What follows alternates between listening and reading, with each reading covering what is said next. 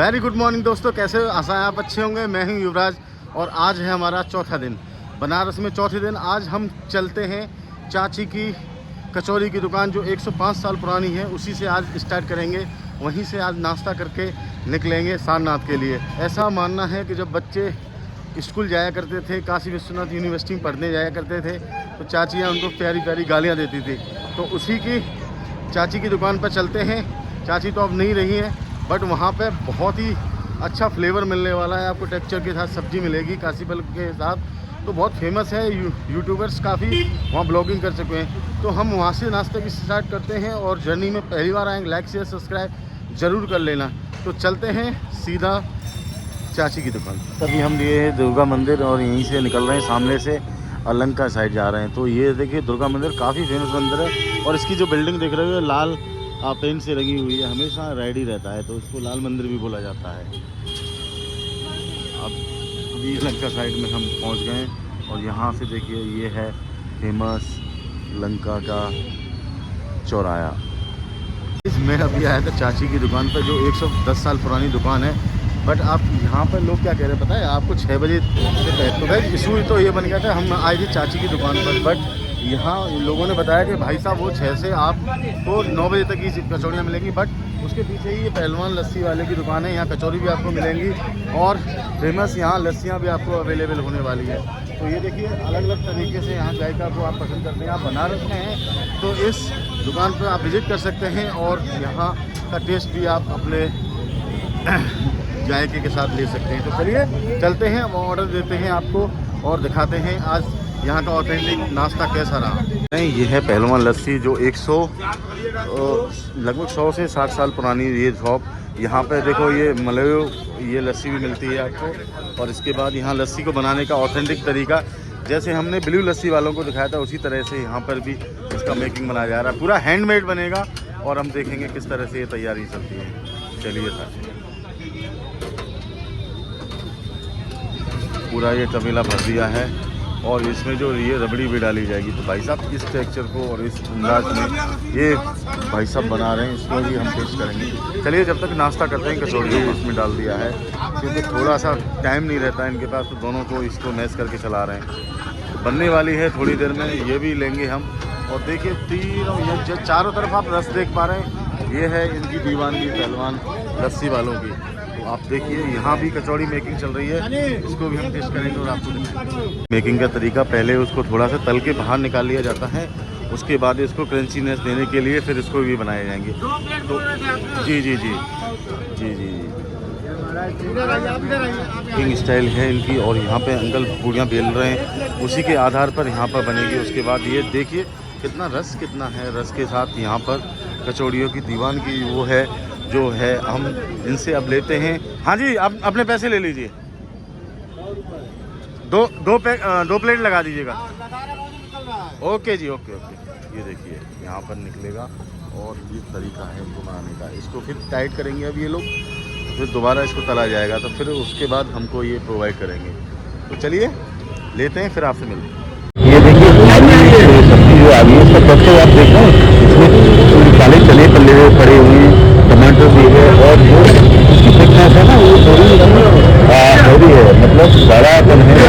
इसी को टेस्ट करेंगे और ये जो सब्जी अपनी आलू रही है और इसके साथ हम लेते हैं ये तोड़ दिया है और इसके साथ हम टेस्ट करते हैं। चलिए आपको बताते हैं इसका जायका है कैसा। ये है बेड़ी, 4 पीस बेड़ी रहेंगी इसमें और ये आपको 50 रुपये की मिलने वाली है। ये चना है इसमें और इसके साथ ये देख पा रहे हो आप, इसमें आलू भी पड़ा हुआ टमाटर करके। ये थोड़ी थिकनेस इसकी हैवी है।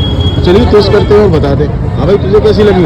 बढ़िया है, एकदम टेस्टी है। और मिर्ची वगैरह कैसी है? मिर्च भी कम है, नॉर्मल। इसमें काली मिर्ची का भी तो फ्लेवर आ रहा होगा ना? मिर्ची है थोड़ी बहुत, थोड़ी मिर्ची है। चलो इसको एंजॉय करते हैं, फिर आपसे मिलते हैं। लस्सी वाला यहाँ मलइयो भी मिलता है और ये भी मिलता है। हमने तो ये वाला लिया है। इसमें क्या है, रबड़ी का टेक्सचर है और इसमें ऊपर थोड़े से ड्राई फ्रूट्स पड़े होंगे। तो गाइस ये है पहलवान लस्सी बनारस। तो टेस्ट करते हैं और आपको बताते हैं कैसा है। ये देखिए कितना यहाँ रस लग रहा है भाई साहब। ये दोनों तीनों दुकानें हैं इनकी और वहाँ कचौड़ी भी मिलती है। चलिए टेस्ट करते हैं, फिर आपसे मिलते हैं। ब्रेकफास्ट अपना कर लिया है और हम निकलेंगे अभी सारनाथ के लिए। मैंने अभी गवर्नमेंट ट्रांसपोर्टेशन यहाँ से बस ले ली है। बस हमें कैंट छोड़ेगी और कैंट से सीधा ऑटो जाता है सारनाथ के लिए। शायद बस भी जाती हो तो कैंट पहुँच कर आपको हम ज्वाइन करते हैं। तो मे भी हम 1 से आधे घंटे पौने घंटे में लगभग होंगे हम सारनाथ में। तो देख रहे हैं ये है थाई बुद्धिस्ट मोनेस्ट्री ये है यहाँ पे भाई साहब। बनारस में सब कुछ है। तो सारनाथ के रास्ते में ये मोनेस्ट्री पड़ती है। अब थोड़ी देर में ही हम सारनाथ पहुँचने वाले हैं और आपको वहीं से एंजॉय और ज्वाइन करते हैं। तो पूरा मोनेस्ट्री आपको दिखाएंगे वहाँ पे बुद्धिस्ट। देखिए भाई साहब कितना रस है यहाँ पे भाई। अच्छा सही है। यानी भगवान शिव की नगरी सारनाथ में। सारनाथ भी यहाँ से हम लोग काशी विश्वनाथ से चलकर आए और ये डिस्टेंस है 15 किलोमीटर। 15 किलोमीटर दूर आप उत्तर पूर्व में आएंगे तो यहाँ सारनाथ का थाई टेम्पल है। यहीं से ब्लॉग को स्टार्ट करते हैं। चैनल पहली बार आके लाइक शेयर सब्सक्राइब जरूर ही कर देना है। ऐसी ही इन्फॉर्मेटिव वीडियोस आपके लिए लगातार आती रहेंगी। तो चलते हैं अंदर थाई टेम्पल। ये है मेन रोड और यहीं से अंदर हम एंटर करेंगे और ये है इनका मेन एंट्रेंस। तो यहाँ से स्टार्ट करते हैं जर्नी को और चलते हैं सीधा थाई टेम्पल की तरफ। तो हमने गाइड भी लिया है। गाइड भाई हमें सारी इन्फॉर्मेशन देंगे और हम आपको भी दिलवाएंगे। तो चलिए चलते हैं। ये देखिए सामने ही एंटर हो गए हैं और ये थाई गवर्नमेंट के द्वारा डेवलप किया गया है। तो इसी डेवलपिंग के और बहुत बड़े एरिया में है भाई साहब। और ये सारनाथ का टेम्पल थाई टेम्पल में आप सभी का स्वागत है। तो लेट्स गो। तो गाइस हाँ ये हमारे भाई हैं आदर्श जायसवाल जी। आज हमें ये मोनेस्ट्री भी घुमाएंगे और यहाँ थाई टेम्पल जो फेमस थाई टेम्पल है इसको भी विजिट कराएंगे। तो जायसवाल जी से हम इन्फॉर्मेशन लेते हुए चलते हैं पूरे इस मोनेस्ट्री और इसको थाई टेम्पल को भी यहाँ विजिट करने वाले हैं। तो बिना देरी हुए चलते हैं आगे की ओर। तो भैया हम कहाँ जा रहे हैं अभी? अभी हम चलेंगे बॉडी ट्री के पास। अच्छा मोनेस्ट्री के पास। Bodhi tree. Okay okay okay.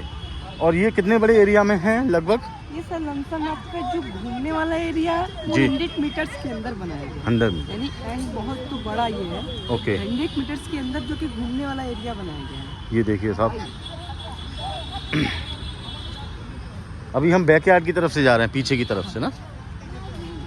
Start इसी तरह होता है। Okay okay. तो यहाँ सबसे परफेक्ट टाइमिंग आने की विजिटर्स अक्टूबर से और मार्च तक आ सकते हैं ना मे बी, क्योंकि गर्मियों में तो काफ़ी गर्मी हो जाती हो। जैसे कि धूप हो रहता है और पब्लिक का आना बहुत कम होता है। कैसे?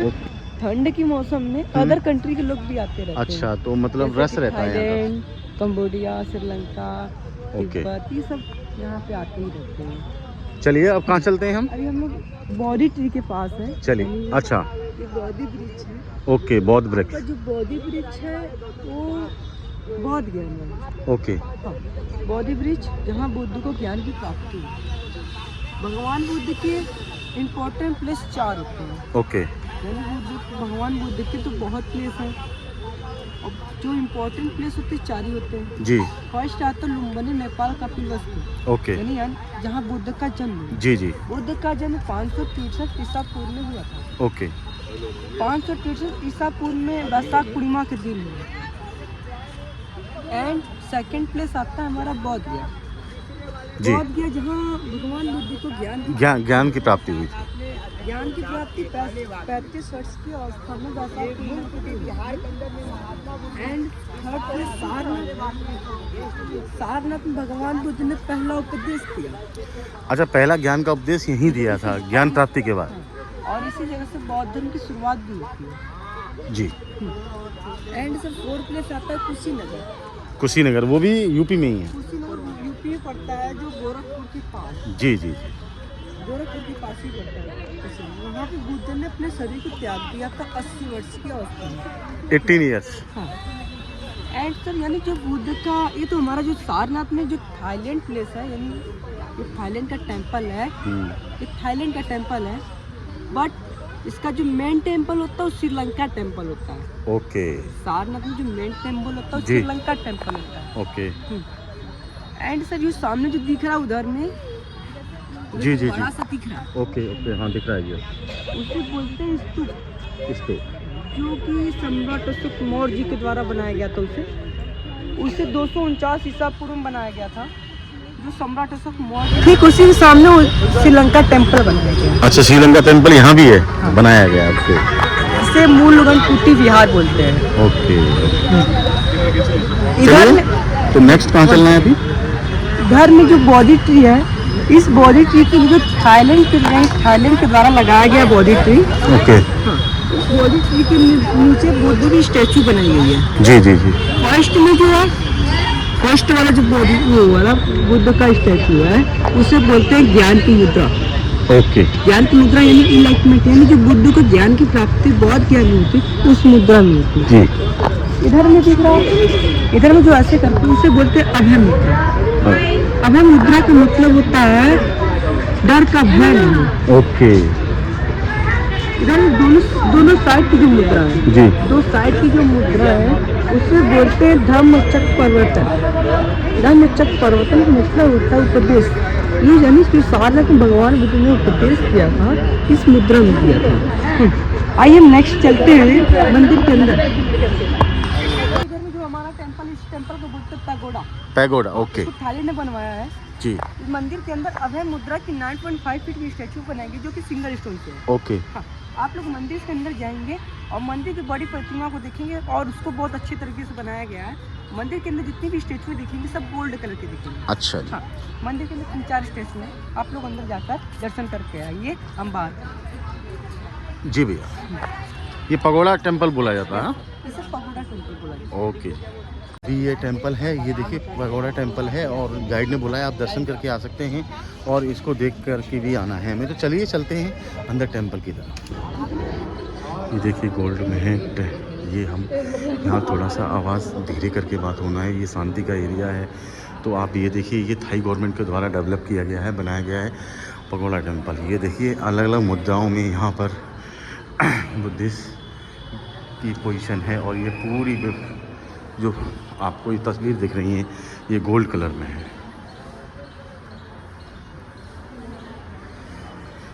चलिए चलते हैं। दर्शन करने के बाद ऐसी अनुभूति हुई कि आप मंदिर के किसी कोने में आप बैठिए, 10 से 15 मिनट बैठिए।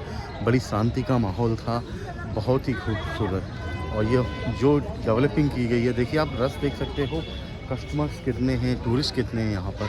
तो विजिटर्स की काफ़ी लाइन लगी रहती है यहाँ, क्योंकि मौसम बहुत प्यारा है और रखा है। आप देख रहे हैं पूरा धूप भी नहीं है और थोड़ा ठंडक, थोड़ा गर्मी के साथ ये मौसम का ऐसा। तो चलिए फिर सीधा चलते हैं अपने टूरिस्ट गाइड के पास। हाँ, मंदिर और साफ़ सफाई बहुत अच्छी लगी और बहुत शांति का, टेम्पल में बहुत शांति थी। ऐसा लग रहा था कि 10 से 15 मिनट बैठिए यहाँ पर। चलिए अब कहाँ चलना है हमें भैया? आज हम लोग चलेंगे बड़ी स्टैचू के पास। बड़ी स्टैचू के पास। ओके। ये देखिए हम मंदिर के बैकयार्ड एरिया में आ गए। यहाँ से भी आपको सेम एज इट इज़ ऐसा लग रहा है कि बिल्कुल हम थाईलैंड वगैरह में घूम रहे हैं। थाई कल्चर के साथ, थाई गवर्नमेंट के द्वारा इसे डेवलप किया गया ना। ये टेंपल है, ये कितने वर्ष पुराना है यहाँ? ये ज़्यादा वर्ष का पुराना नहीं है, ये तो न्यू ओपन किया था। अच्छा, लगभग 15 से 20 साल और नहीं हुए। 1971। अच्छा, 1971। ओके, तो लगभग 50 साल तो हो गया। चलिए चलते हैं बड़ी स्टैचू की तरफ। देखिए वाटर लिली कितने बहुतायत में लगे, ये देखिए, दिख रहा है ना। अरे वाह, खूबसूरत। चलिए अब हम पहुंच गए बड़ी स्टैचू की तरफ। बड़ी स्टैचू है, इसकी सर जो हाइट है 80 फीट 9 इंच। ओके। भारत की सबसे बड़ी बुद्ध की स्टैचू है। ये भारत की सबसे बड़ी बुद्ध की स्टैचू है और इसको बनाया गया है थाईलैंड के द्वारा। अच्छा, ये भी थाईलैंड गवर्नमेंट के द्वारा ही बनाया गया है। यानी इसे बोलते हैं बावियान बुद्ध बोलते हैं। क्या बोलते हैं? बावियान बुद्ध। बावियान बुद्धा। Okay okay. बावियान एक शहर है जो अफगानिस्तान में पड़ता है। जी। अफगानिस्तान में बुद्ध की स्टैचू बहुत बड़ी थी। वहाँ पर बुद्ध की स्टैचू को जो था पहाड़ों को काट कर बनाया गया था। अच्छा अच्छा। और उसकी जो हाइट थी 187 फीट थी। 187 फीट थी। जब उसको तालिबान लोगों ने उसको डिस्ट्रॉय किया तो उसी की यादगार में स्टैचू को सारनाथ में बनाया गया और इसकी height 80 feet 9 inch. 80 feet 9 inch. जो पूरा बुद्धा के लाइफ से लिया गया है। यानी अच्छा। 80 ईयर्स में बुद्धा का डेथ हो गया एंड 9 मंथ अपने माँ के गर्भ में गए। इसे जो पूरी स्टैचू की हाइट है 80 फीट 9 इंच एंड इसको थाईलैंड के पूर्व प्रधानमंत्री सुरायुध ने बनाया है। जी। सूर्यद्वीप में पूरा नाम उनका दिया गया नीचे ये आप देखिए, आप इसको स्क्रीनशॉट को लेके इसके बारे में, मोनेस्ट्री के बारे में पढ़ सकते हैं। और जो स्टैचू है ये इंडिया का लार्जेस्ट स्टैचू है, 80 फीट हाइट है। ओके, तो चलिए चलते हैं सिनेमैटिक शॉट के साथ आगे की ओर।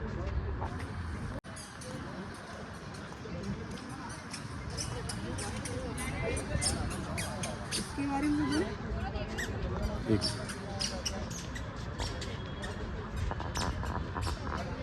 ये जो स्टैचू है ना, इसी के बगल में एक छोटा स्टैचू लगा हुआ है। इसके बारे में हमारे जसवाल भाई बताएंगे। तो बताइए भैया क्या है इसमें? सर ये जो गोल्डन वाला स्टैचू सामने जो आप लोग को दी है, ये बुद्धा की माँ है। जो उनकी माँ का नाम था महामाया और उनके पिता का नाम था सुद्धोधन और बुद्धा के बीवी का नाम था यशोधरा और बेटे का नाम था राहुल। अच्छा, ये माता जी हैं यस उनकी? सर, ओके, बुद्धा की माँ है। चलिए अब आगे की तरफ चलें। वाला है वो म्यूजियम के अंदर है। अच्छा, हाँ तो यहाँ भी उसकी प्रतिलिपि बनाई गई है। तो अशोक चक्र है और अशोक स्तंभ भी यहाँ पे ही है। तो चलिए, और जो ओरिजिनल जो तस्वीर है उसकी मूर्ति है वो हमें म्यूजियम में जाके मिलेगी ना, ऐसा ही है ना? Yes sir. चलिए चलते हैं सीधा अशोक स्तंभ की तरफ। तो गाइस देख रहे हैं पीछे मूर्ति है जो 80 फीट हाइट 9 इंच की है। और इसी के आगे बिल्कुल बिल्कुल फ्रंट में आप देखेंगे तो यहाँ अशोक चक्र भी लगाया गया है। और बुद्धिस्ट ये कौन से योग में बैठे हैं? साधना अभय मुद्रा। अभय मुद्रा में। तो बहुत ही खूबसूरत। आप बनारस में हैं तो सारनाथ के लिए एक दिन जरूर निकालिएगा। हाँ हाँ, अशोक स्तंभ हमारा जो म्यूजियम के अंदर रखा गया, जो खुदाई के दौरान हमने अशोक स्तंभ प्राप्त किया गया था। जी। यानी 1905 में खुदाई के दौरान अशोक स्तंभ को प्राप्त किया गया था एंड 1910 में म्यूजियम में रखा गया। अच्छा, मतलब भारत में एक ही जगह है जो ये म्यूजियम है, वहाँ जो अशोक स्तंभ रखा गया है। हाँ, ओके, जो जेन्युइन ओरिजिनल वाला है। ओरिजिनल। ओके, हाँ। तो ये यहाँ पे बनाया गया है। जब ये इसको डेवलप किया गया था तो इसी बनाया गया। चलिए ये देखिए 4 मुंह वाला अशोक स्तंभ जो शेर की मुद्दा में इससे उल्टा कमल बोलते हैं। हैं, उल्टा ये कमल। उल्टा कमल से होता है। जी जी। और एंड बुद्ध की स्टैचू को सीधे कमल यानी खिलते हुए कमल पर बनाया जाता है। हम्म। अशोक स्तंभ को उल्टे कमल पर बनाया जाता है। अच्छा अच्छा। रीजन क्या है? यानी जो बुद्ध का स्टैचू जो होता है वो सीधे कमल पे इसलिए बनता है, यानी जब बुद्ध का जन्म हुआ, जी। जन्म होते ही वो 7 कदम चले और जहाँ जहाँ उनका पैर पड़ा था जी। वहाँ वहाँ कमल का फूल खिला था। इसलिए बुद्ध के स्टैचू को हम लोग कमल के फूल पे ही बनाते हैं। एंड जो अशोक स्तंभ होता है उस पर उल्टा कमल होता है, जिसे बोलते हैं महापरिनिर्वाण। महापरिनिर्वाण। हाँ, ये उल्टे कमल को इसमें दर्शाया गया 4 एनिमल, जिसमें कि हाथी है, बैल है, घोड़ा है, शेर है। फिर होता है ऊपर में लॉयन, जो चारों दिशाओं के स्वरूप होता है। सेम ही दिखता है ना? एंड इसको सामने से देखने में 3 ही दिखेगा, होते हैं 4, दिखते हैं 3। अशोक स्तंभ को ऐसा ही बनाया गया। और ओरिजिनल जो अशोक स्तंभ की हाइट थी 45 फीट की थी। कितना? 45 फीट की थी। ओके। यानी जब खुदाई के दौरान प्राप्त किया गया उसके 3 भाग पाया गया। पहला भाग आता है इसका पिलर, सेकंड भाग आता है स्तंभ, थर्ड भाग आता है चक्र। चक्र। स्तंभ और चक्र म्यूजियम के अंदर है और उसका पिलर वो मोन्यूमेंट में रखा गया है। तो अब हम कहाँ चलेंगे? अब हम लोग चलेंगे, आपको म्यूजियम के पास ड्रॉप करेंगे, फिर उसके बाद आप लोग म्यूजियम के अंदर जाएंगे। म्यूजियम के बाद आप उसके बाहर आएंगे तो आप लोग जाएंगे स्तूपा के अंदर। ओके, तो चलें? चला जाए। ओके। ये है इनका स्लोगन, इसके बारे में इसके क्या क्या है इसमें ये सारा कुछ दिखा गया है। ये है वैद थाई सारनाथ और बिल्कुल बिल्कुल गेट के पास ही इसको लगा रखा है। तो चलिए, अब ये तस्वीर हमने देख लिया, इसके बारे में भी पूरा नॉलेज ले लिया है। ये मेन प्रांगण है, यहाँ का मेन गेट है और ये एंट्रेंस गेट। तो चलिए सीधा चलते हैं अब म्यूज़ियम की तरफ। ये सारी नॉलेज हमने ले ली है और आपको भी बता दिया है। और हमारे गाइड भाई अब हमें लेके चलेंगे म्यूज़ियम की तरफ। तो म्यूज़ियम की तरफ चलते हैं और आपको ये बता दें कि इसको लगभग 1971 में निर्माण किया गया था और थाई गवर्नमेंट के द्वारा इसको डेवलप किया गया है। और जिसको बनाने के लिए जो कारीगर आए थे वो थाईलैंड से ही आए थे। तो बहुत अच्छी शांति वाली जगह है। आप बनारस में हैं तो एक दिन विज़िट ज़रूर कर सकते हैं सारनाथ के लिए। तो चलिए अब चलते हैं सीधा म्यूज़ियम की तरफ।